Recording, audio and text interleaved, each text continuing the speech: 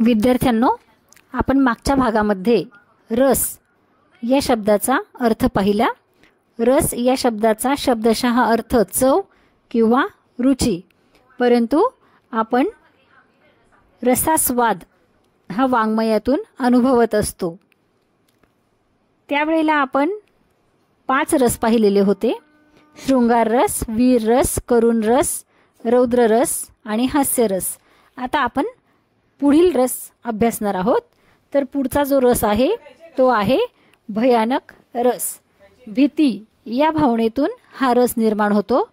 युद्ध, मृत्यू, खून, सूड, राक्षस, स्मशान इत्यादीच्या वर्णनामधून हा रस आढळत असतो।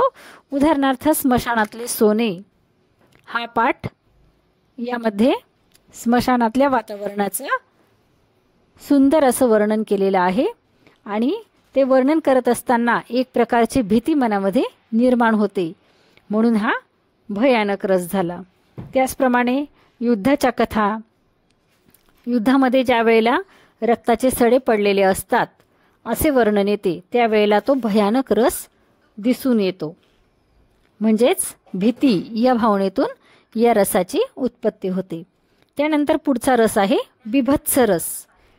किळस, वीट, तिटकारा वर्णन करणाऱ्या कवितांमधून हा रस आढळून येतो। उदाहरणार्थ पहा, या ठिकाणी एक उदाहरण दिलेले आहे: ही बोटे चघळीत काय बसले, हे राम रे लाळ ही, काळी काय गळ्यातूनी जळमटे आहेत 50ही, शिशी तोंड अति अमंगळ असे, आधीच हे शेंबडे, आधी काजळ ओघळे, वरुणी हे त्यातूनही हे रडे। बघा, या ठिकाणी एका लहान बाळाचं वर्णन केलेलं आहे आणि हे वर्णन वाचल्यानंतर आपल्याला खरोखरच किळस, तीट, वीट येईल, तिटकारा वाटेल अशा प्रकारचं वर्णन आहे। जे छोटं बाळ आहे ते बोट चघळीत बसलेलं आहे, त्याच्या तोंडातून लाळ गळते आहे आणि त्याच्या अंगावर सगळी जळमटे आलेले आहेत, तोंड पण अत्यंत अमंगळ आहे, नाकातून शेंबड वाहत आहे, काजळ डोळ्यावरून वाहत आहे, म्हणजे खूपच काजळ त्याला भरलेलं आहे आणि त्याच्यातून ते रडतंय, त्याच्यामुळे अशा बालकाविषयी किळस येत आहे, अशा प्रकारचं वर्णन या ठिकाणी केलेलं आहे। म्हणून हा बिभत्स रस, म्हणजे बिभत्स रसामध्ये किळस, वीट, तिटकारा हे वर्णन केलेलं असतं। त्यानंतर पुढचा जो रस आहे तो आहे अद्भुत रस। विस्मय हा या रसाचा स्थायी भाव आहे। परींच्या कथा, अरेबियन नाईट्स, अलीबाबा 40 चोर, जादूची अंगठी यासारख्या आश्चर्यकारक गोष्टींच्या वर्णनातून हा रस आढळतो। उदाहरणार्थ दिलेला आहे पहा: आटपाट नगरात दुधाचे तळे, तळ्याच्या काठी पेढ्यांचे मळे, नगरातले लोक सारेच वेडे, वेड्यांनी बांधलेत बर्फीचे वाडे, आंघोळीला पाणी घेतात दुधाचे, डोक्याला तेल लावतात मधाचे, फणस पोळीचे कपडे घालतात सारे वेडे, उलटे चालतात। बघा, या ठिकाणी एक अद्भुत अशा प्रकारचं वर्णन केलेलं आहे।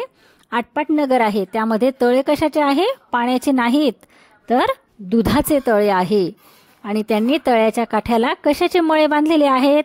ऊसाचे नाही, तर त्यांनी पेढ्यांचे मळे बांधलेले आहेत। नगरातले लोक वेडे आहेत आणि काय केलेलं आहे त्यांनी? जे काही वाडे बांधलेले आहेत ते बर्फीचे वाडे त्यांनी बांधलेले आहे। आंघोळीला पाणी कशाचे घेतात? ते दुधाचे, आणि डोक्याला तेल कसले लावतात? मधाचं। असं कुठं होईल का बरं?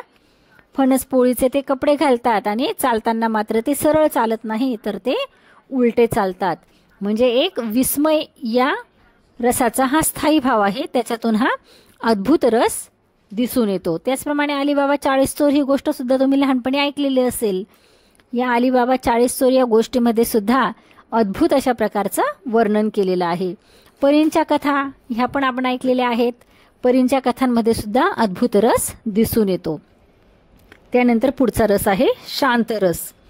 परमेश्वराविषयीची भक्ती, सत्पुरुषांची संगती, देवालय, आश्रम यांच्या परिसरातील वातावरण यांच्या वर्णनातून हा रस आढळतो। उदाहरणार्थ, घनश्याम सुंदरा श्रीधरा, अरुणोदय झाला, हे ऐकल्याबरोबर आपल्या मनामध्ये परमेश्वराची भक्ती निर्माण होते।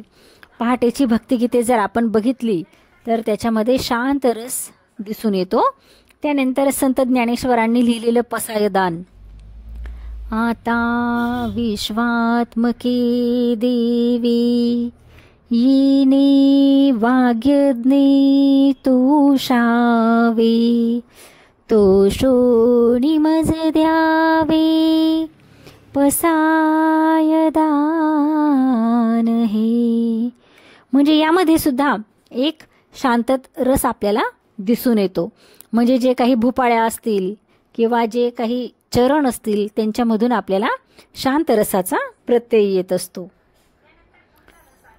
म्हणजे आपण या ठिकाणी शृंगार रस, वीर रस, करुण रस, हास्य रस, रौद्र रस, भयानक रस, बिभत्स रस, अद्भुत रस, शांत रस अशा नवरसांचा अभ्यास केलेला आहे. प्रत्येक रसामध्ये एक विशिष्ट प्रकारची भावना निर्माण होते. कधी शृंगार वासना काम वासना दिसून येते, शृंगार दिसून येतो, कधी उत्साह दिसून येतो, कधी दुःख असेल तर तो करुण रस, कधी आनंद असेल तर तो हास्य रस, कधी दुःख असेल तर तो करुण रस, चीड असेल तर तो रौद्र रस, भीती असेल तर तो भयानक रस, किळस वाटत असेल तर तो बिभत्स रस, विस्मय असेल तर अद्भुत रस आणि परमेश्वराविषयीची भक्ती असेल तर तो शांत रस. असे नवरसांचा आपण आज अभ्यास केलेला आहे. कविता, कथा, नाट्य, पोवाडे या विनोदांमधून हे रस आपल्याला समजत असतात. धन्यवाद.